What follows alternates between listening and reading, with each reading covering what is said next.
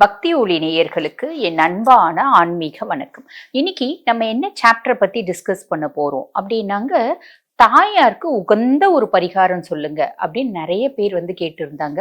அதாவது இது பாத்தீங்கன்னா பர்சனலா அந்த நம்பர் இருக்கு பாத்தீங்களா, எங்களோட ஃபார் கன்சல்டேஷன் அப்படின்னு சொல்லிட்டு அந்த நம்பர்ல ஃபோன் பண்ணி ஸ்டாஃப்ஸ் கிட்ட ஃப்ரீக்வெண்டா கேட்ட கேள்வி என்னன்னா, தாயாருக்கு மேடம் சக்திசம் பத்தி நிறைய பேசுறாங்க, தாயாருக்கு அப்படின்னு ஒரு உகந்த பரிகாரம் சொல்ல சொல்லுங்க. அதாவது நாங்க இது வேலை வேணும், அதே மாதிரி பாத்தீங்கன்னா கல்யாணம் நடக்கணும், குழந்தை வேணும், தாம்பத்தியத்துல எனக்கும் எங்க ஹஸ்பண்டுக்கும் பிரச்சனை, கவர்மெண்ட் எக்ஸாம் எழுதுறோம்.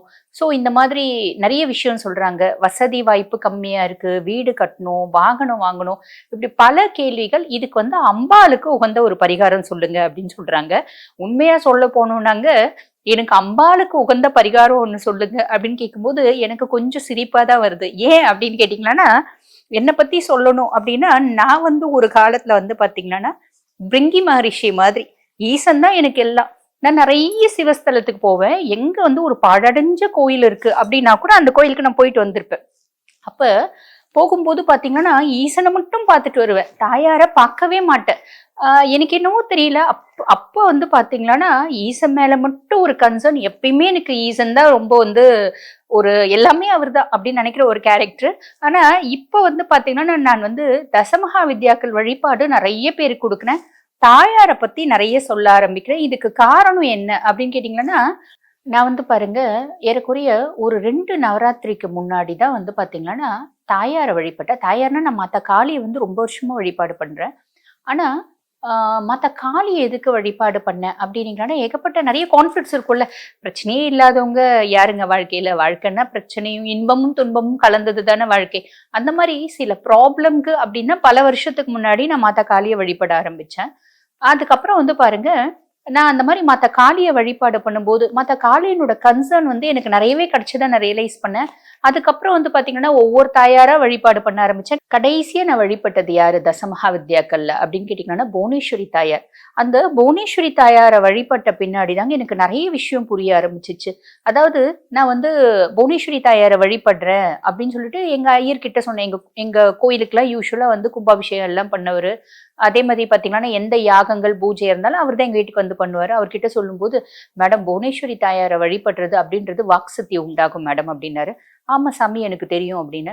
லட்சத்துல ஒருத்தவங்களுக்கு தான் புவனேஸ்வரி தாயாரை வழிபடுறதுக்கான பாக்கியம் கிடைக்கும் மேடம் அப்படின்னாரு. ஆமா சாமி எனக்கு தெரியும் அப்படின்னு அந்த மாதிரி நிறைய விஷயம் சொன்னாரு. கடைசியில நான் ஒண்ணு சொன்னேன், மேடம் எதனால நீங்க புவனேஸ்வரி தாயாரை வழிபட ஆரம்பிச்சீங்க அப்படின்னு கேட்டாரு. நான் சொன்னேன், தசமஹத்யாக்கள் எல்லாரையும் நான் கும்பிட்டுட்டேன். ஓரளவுக்கு அவங்களோட கன்சர்ன் எல்லாம் எனக்கு கிடைச்சிச்சு. ஆனா புவனேஸ்வரி தாயாரை நான் கும்பிட்டது இல்ல. எனக்கு அவங்க ஒரு ரம்ய சொரூபமா தெரியுறாங்க, அதனால கும்பிடணும்னு ஆசைப்பட்டேன். இது எல்லாத்த விட நான் ஆசைப்பட்டதுக்கு காரணம் என்ன அப்படின்னு கேட்டீங்கன்னா, நான் கிருஷ்ண பரமாத்மாவை பத்தி படிக்கும்போது, கிருஷ்ண பரமாத்மா பாத்தீங்கன்னா தசமகா வித்யால சின்னமஸ்தாவை சித்தி பண்றது அப்படின்றது ரொம்ப கஷ்டமான விஷயங்க. ஏன்னா அந்த அளவுக்கு ஃபெரோஷியஸ் அந்த தாயாரை தசமகா வித்யாக்கள் உபாசகர்களே ஆச்சாரியமார்களே சொல்லுவாங்க, சின்னமஸ்தாவை வழிபடுறது அப்படின்றது பண்ணாதீங்க. ஏன்னா அது ரொம்ப ஃபெரோஷியஸ். ஒரு சாதாரண ஒரு புழுவை பார்த்து பயப்படுறவன் ஒரு 100 அடி நீல கிங் கோப்ரா சித்தி பண்றது கதை, அதனால செய்யக்கூடாதுங்க அப்படின்னு நிறைய எங்களுக்கு இன்ஸ்ட்ரக்ஷன்ஸ் எல்லாம் கொடுத்துருப்பாங்க. பட் இருந்தாலும் கிருஷ்ண பரமாத்மா பாத்தீங்கன்னா பகவான் இல்லையா, அவர் சின்னமஸ்தாவை சித்தி பண்ணி நிறைய வரங்களை வாங்கினாரு. அதே மாதிரி மாதா காளி எல்லா தெய்வங்களையும் சித்தி பண்ணாலும் அவருக்கு பாருங்க நிம்மதியும் சந்தோஷமும் இல்லையா. அப்ப கடைசியில அவர் சித்தி பண்ணது யாரு அப்படின்னா தாயார் புவனேஸ்வரி. அவளை சித்தி பண்ண பின்னாடிதான், அதாவது ராஜராஜேஸ்வரி, புவனேஸ்வரி, தேவேஸ்வரி அப்படின்னு அவளை சொல்லலாம். அவளை சித்தி பண்ண பின்னாடி தாயார் சுயம் அவர் முன்னாடி நின்னாங்களா. அப்ப கிருஷ்ண பரமாத்மா நிறைய வரம் கேட்டிருக்காரு. அப்ப தாயார்னோட கருணையினால உருவாக்கப்பட்ட நகரம் தான் துவாரகா, கிருஷ்ணரோட நகரம். இன்னைக்கும் ஸ்டில் துவாரகா பாத்தீங்கன்னா தண்ணி கடியில இருக்கு. நீங்க சோசியல் மீடியால பாத்தீங்கன்னா அதனோட ஸ்கல்ப்சர்ஸ், அதனோட ஆர்கிடெக்சர்ல இன்னைக்கு வரைக்கும் யாராலையும் பண்ண முடியலையா துவாரகா மாதிரி. அந்த அளவுக்கு ஒரு எழில் கொஞ்சம் நகரம் அப்படின்னு சொல்லுவாங்க. அந்த நகரத்தை உருவாக்குனது பாத்தீங்கன்னா தாயார் ராஜராஜேஸ்வரி, அதாவது புவனேஸ்வரி இவதான். அப்ப அதை படிச்சோடனே எனக்கு ஒரு ஆசை, தாயாரை கும்பிடணும் அப்படின்னு சொல்லிட்டு.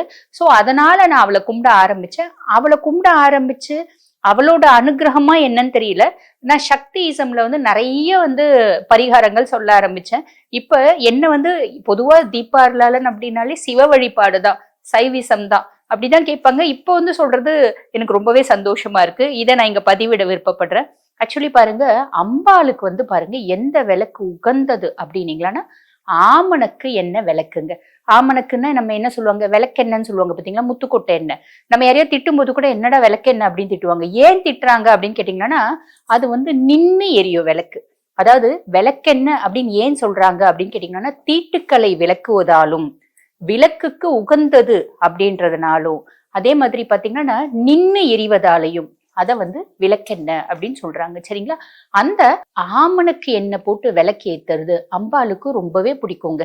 இப்ப இந்த பரிகாரம் கேட்கறாங்க பாத்தீங்களா, இது எல்லாத்துக்கும் சேர்த்து அம்பாளனோட ஒரு சூப்பரான பரிகாரம் என்ன அப்படின்னு கேட்டீங்கன்னா, நீங்க தாயார காமாட்சியா கும்பிட்டாலும் சரி, மீனாட்சியா கும்பிட்டாலும் சரி, விசாலாட்சியா கும்பிட்டாலும் சரி, வடிவுடை அம்மனா கும்பிட்டாலும் சரி, கற்பகாம்பிகையா கும்பிட்டாலும் சரி, எந்த அம்பாளா இருந்தாலும் அவளுக்கு வந்து பாருங்க இந்த ஆமணக்கு எண்ணெய் விளக்கு.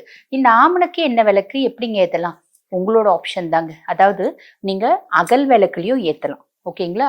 அதே மாதிரி பித்தளை விளக்குலயும் ஏத்தலாம், செப்பு விளக்குலயும் ஏத்தலாம், வெள்ளி விளக்குலயும் ஏத்தலாம். இது உங்களோட வசதியும் வாய்ப்பையும் பொறுத்தது.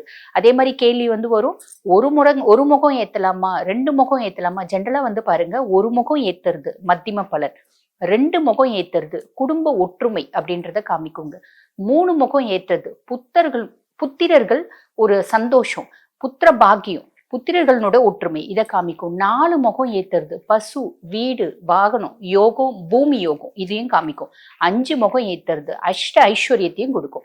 சோ உங்களோட ஆப்ஷன், நீங்க என்ன முகம் ஏத்துமோ ஏத்துக்கோங்க. தாயாரனோட கருணை தானங்க.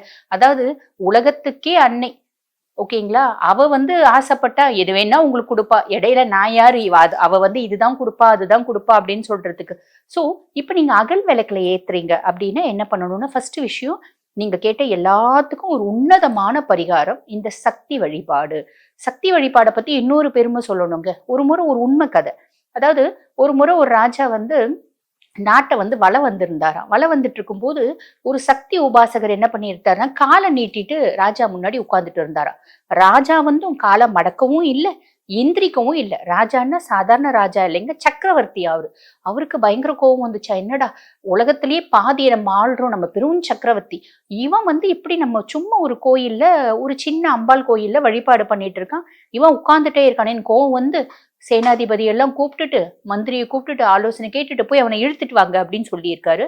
இழுத்துட்டு போயிருக்காங்க. இழுத்துட்டு போயிருக்கும்போது மந்திரி கேட்டிருக்காரு, ஏன் நீ ராஜனை பார்த்து கால் நீட்டியே உட்கார்ந்துட்டு இருந்த, உனக்கு கொஞ்சமான அறிவு இருக்கா, சாப்பாட்டுக்கே வழி இல்லை, நீ போயிட்டு இவ்வளோ பெரிய பேர் அரசனை சக்கரவர்த்தியை பகச்சிக்கலாமா, பாரு இப்போ உனக்கு தூக்கு தண்டனை தான் வந்து தீர்வாக போகுது அப்படின்னு சொல்லியிருக்காரு. அப்ப அந்த உபாசகர் என்ன சொல்லியிருக்காருன்னா, நான் காலை மடக்கிறது பத்தி இல்ல, நான் அதீத சக்தி வழிபாட்டுல இருக்கவன். நான் காலை மடக்குனானா ராஜனோட தலை சுக்கு நூறா வெடிச்சு ராஜன் இறந்து இருப்பான் அப்படின்னு சொல்லுவாரு. அதை கேட்டு ராஜன் வந்து ரொம்ப மனசு கஷ்டப்பட்டு அந்த உபாசகரோட காலை வணங்கி அதுக்கப்புறம் அவரும் வந்து சக்தி வழிபாட்டுல தொடர ஆரம்பிச்சார். அந்த ராஜனும் வந்து பாத்தீங்கன்னா சக்தி வழிபாடை தொடர ஆரம்பிச்சார். அந்த அளவுக்கு வந்து உன்னதமான வழிபாடு சக்தி வழிபாடு. பொதுவா சொல்லுவாங்க, உலகத்திலேயே அதி உத்தமமான வழிபாடு சிவ வழிபாடு, அதினும் ஒரு படி மேல சக்தி வழிபாடு. ஓகேங்களா? இதை நான் புரிஞ்சுக்கிறதுக்கு பல வருஷம் ஆச்சு. நான் வந்து ரொம்ப லேட்டா புரிஞ்சுக்கிறது உங்களுக்கு ரொம்ப சீக்கிரமே புரிய வைக்க ட்ரை பண்றேன். அவ்வளவுதான். ஓகே, இப்ப நம்ம சாப்டருக்குள்ள திரும்பி வரலாம். இந்த விளக்கெண்ண விளக்கு இது வந்து எப்படிங்க நம்ம வேண்டிக்கணும்? உங்களோட வேண்டுதல் எதுவா இருந்தாலும், நான் ஆல்ரெடி சொன்ன மாதிரி உங்களோட வேண்டுதல் குழந்தை நிக்கணும், குழந்தை பேசணும், அதே மாதிரி பிள்ளைங்க ரொம்ப நல்ல பிள்ளைங்களா இருக்கணும், கல்யாணம் நடக்கணும், ஹஸ்பண்ட் ஒய்ஃப் கான்ஃப்ளிக்ட்ஸ் குறையணும், பிரெக்னன்சி ஆகணும், அதே மாதிரி நல்ல வசதி வாய்ப்பு வேணும், வீடு கட்டணும், கார் வாங்கணும், எக்ஸாம் எழுதுறோம் பாஸ் ஆகணும், கவர்மெண்ட் ஜாப் கிடைக்கணும், ஜுவல்ஸ் வரணும், இப்படி பல வேண்டுதல் இருக்கும் இல்லைங்களா? உங்களுக்கு என்ன வேண்டுதலா இருந்தாலும் ஒரு வேண்டுதல் வச்சுக்கோங்க. நிறைய குறிக்கோள்களை வச்சுக்காதீங்க. ஒண்ணு வேண்டுங்க. தாயார் நினைப்பா, என்ன இவ்வளோ பேராசையா இருக்கு இவங்களுக்கு, இத்தனை கேட்கறாங்களே அப்படின்னு தாயார் நினைக்க கூடாது இல்லைங்களா? ஈசனை பொறுத்த வரைக்கும் நீங்க லட்சம் வேண்டுதல் கூட வச்சுக்கலாம் அப்படின்னு நினைக்க மாட்டா. ஆனா தாயார் அப்படி கிடையாது. ஒவ்வொன்றுத்துக்கும் அவளுக்கு வந்து கோவம் வரும். சின்ன சின்ன விஷயம் கூட கோவப்படுவா. அன்பே உருவானவளா இருந்தாலும் சக்தி அப்படின்னாலே கோவத்தினோட ஒரு வெளிப்பாடு, அக்னினோட வெளிப்பாடு அப்படின்னு நம்மளால சொல்லலாம். சோ நீங்க என்ன பண்ணுங்க, ஒரு வேண்டுதல் வச்சுக்கோங்க. ஒரு வேண்டுதல் வச்சுட்டு ஒரு நல்ல நாள் ஸ்டார்ட் பண்ணுங்க. அந்த நல்ல நாள் அப்படின்றது வந்து பாத்தீங்கன்னா பௌர்ணமி, வெள்ளிக்கிழமை, செவ்வாய்க்கிழமை ஸ்டார்ட் பண்ணாமா, தாராளமா ஸ்டார்ட் பண்ணலாம். செவ்வாய்க்கிழமையினோட அருமைகளை பத்தி இன்னொரு பதிவுல பார்க்கலாம். ஓகேங்களா? இப்படி ஸ்டார்ட் பண்ணுங்க. ஸ்டார்ட் பண்ணிட்டு அது வந்து பாத்தீங்கன்னா ஒண்ணு காலையில 4ல இருந்து 6க்குள்ள, இல்லைன்னா மாலை 6 to 9 மணி வரைக்கும் நீங்க எப்படினாலும் பண்ணலாம். ஓகேங்களா? காலையில ஸ்டார்ட் பண்ற அன்னைக்கு கண்டிப்பா தலை குளிச்சுட்டுங்க. தலை குளிச்சுட்டு ஒரு விளக்கு, நான் உங்களோட எந்த விளக்குனாலும் ஓகே. நான் வந்து அகல் விளக்குக்கான ஒரு இது சொல்றேன். எல்லார்கிட்டயும் இருக்கக்கூடியது இல்லையா அகல் விளக்கு, அதனால சிம்பிளான ஒரு பரிகாரம் சொல்றேன். பூஜை ரூம் வீடு எல்லாம் சுத்தமா தண்ணியில கொஞ்சம் உப்பு கொஞ்சம் கற்பூரம் போட்டு வீடு ஃபுல்லும் மெழுகிடுங்க. மெழுகிட்டு தலை குளிச்சுட்டு வந்து இந்த வழிபாடு ஸ்டார்ட் பண்ணுங்க. ஒரு தட்டு, பூஜை ரூம்ல ஒரு தட்டு வச்சுக்கோங்க. அந்த தட்டுல வந்து பாத்தீங்கன்னா அரிசி பரப்பிடுங்க. அரிசி பரப்பிட்டு அது மேல ஒரு அகல் விளக்கு வச்சு அந்த அகல் விளக்குல ஆமணக்கெண்ணெய், அதாவது விளக்கெண்ணெய் ஊத்திடுங்க. ஊத்திட்டு பஞ்சு திரி போட்டணும். ஒவ்வொரு நாளும் புது புது திரி போடணும். அந்த விளக்கு தானா அமர விடக்கூடாது. ஒவ்வொரு நாளும் புது திரி போடணும். அந்த ஒவ்வொரு நாளும் பூஜை முடிஞ்ச பின்னாடி அந்த திரி எடுத்து ஒரு டப்பால போட்டு வச்சுக்கணும். அது என்ன பண்ணணும்னு பின்னாடி சொல்றேன். 48 நாள் இந்த மாதிரி தொடர்ந்து செய்யணும். ஆரம்பிக்கிற அன்னைக்கு தாயாரோட போட்டோ, உங்க வீட்டுல எந்த போட்டோ இருக்கோ அந்த போட்டோ எடுத்து வச்சுக்கோங்க. தாயாருக்கு உங்க கையில என்ன பூ இருக்கோ அந்த பூ வைங்க. உங்களோட ஆப்ஷன் தான். அதே மாதிரி தாயாருக்கு மஞ்சளும் குங்குமமும் நெத்தி நிறைய வைங்க. அவளுக்கு குங்குமத்தினோட வாசனை ரொம்ப பிடிக்கும். சரிங்களா? அதனால நெத்தி நிறைய வச்சுட்டு அவளுக்கு ஒரு பூ வச்சுட்டு நீங்க வந்து வழிபாடு ஸ்டார்ட் பண்ணுங்க. எப்படி ஸ்டார்ட் பண்ணோம் அப்படின்னா, இந்த விளக்கு ஏற்றி வச்சிடணும். ஏற்றி வச்சுட்டு தாயாருக்கு ஆரம்பிக்கிற நாள் வந்து சக்கரை பொங்கல் நிவேதனம் பண்ணுங்க. சக்கரை பொங்கல்ல மறக்காம கொஞ்சம் பச்சை கற்பூரம் போடுங்க. அந்த வாசனை தாயாருக்கு ரொம்ப பிடிக்கும். இது வச்சு, அம்மா இன்னைக்கு நான் இந்த வேண்டுதலுக்காக இந்த வழிபாட ஆரம்பிக்கிறேன். ஆரம்பிச்சு 48 நாள் நான் தொடர்ந்து முடியணும். அந்த 48 நாள் முடியறதுக்குள்ள என்னோட வேண்டுதலை நீ நிறைவேற்றி கொடுத்தாயே அப்படின்னு மடி ஏந்தி பிக்ஷை கேளுங்க. பிக்ஷை கேட்டு வழிபாடு ஆரம்பிங்க. பெருசா ஒன்றும் வழிபாடெல்லாம் பண்ண வேண்டாங்க. உங்களுக்கு ஏதாவது தாயாரோட மந்திரம் தெரியும்னா நீங்க சொல்லலாம். முடியும் அப்படின்னா தாயாரோட 108 போற்றி, அம்பிகையினோட 108 போற்றி நீங்க சொல்லலாம். ஓகேங்களா? இது வந்து பெஸ்டா இருக்கும். 108 போற்றி சொல்லிட்டு தூப தீபம் காமிச்சு கற்பூரம் காமிச்சிட்டு விளக்கி ஏற்றி வச்சுட்டு நீங்க இது ஸ்டார்ட் பண்ணிடுறீங்க. முடியும்னா அன்னைக்கு கோயிலுக்கு போயிட்டு வந்துருங்க. கோயிலுக்கு போயிட்டு வர வரைக்கும் விளக்கு அமராத மாதிரி விளக்குல வந்து வீட்டுல இருக்கவங்கள பார்த்துக்க சொல்லுங்க. ஸ்டார்ட் பண்ணிட்டு கோயிலுக்கு போயிட்டு வந்துட்டு அதுக்கப்புறமா விளக்க அமர்த்திக்கலாம். திருப்பி முடிகிற நாள், இது 48 நாள் தொடர்ந்து செய்யணும். திருப்பி முடிகிற நாள் சக்கரை பொங்கல் நிவேதனம் பண்ணிட்டு திருப்பி கோயிலுக்கு போயிட்டு வந்து இந்த பூஜையை நிறைவு பண்றீங்க. ஓகேங்களா? அதே மாதிரி பாருங்க, இப்ப லேடிஸ் தான் இது செய்ய போறாங்க. 48 நாள் நாங்க தொடர்ந்து செய்யறோம் மேடம். நடுவுல மென்சுரேஷன் வந்துருச்சுன்னா என்ன பண்றது? வீட்டு விளக்கு நாட்கள்ல என்ன பண்ணலாம் அப்படின்னா, இப்போ சராசரி வந்து பாத்தீங்கன்னா 3ல இருந்து 5 நாள் வந்து வீட்டு விளக்கு இருக்கதான் செய்யும். ஸோ கல்யாணம் ஆவாதவங்க அந்த 5 நாள் தலை குளிச்சுட்டு தான் திருப்பி அம்பாள் கிட்ட வரணும். கல்யாணம் ஆகி குழந்தை பெற்றவங்க 4வது நாள் தலை குளிச்சுட்டே வரலாம். ஓகேங்களா?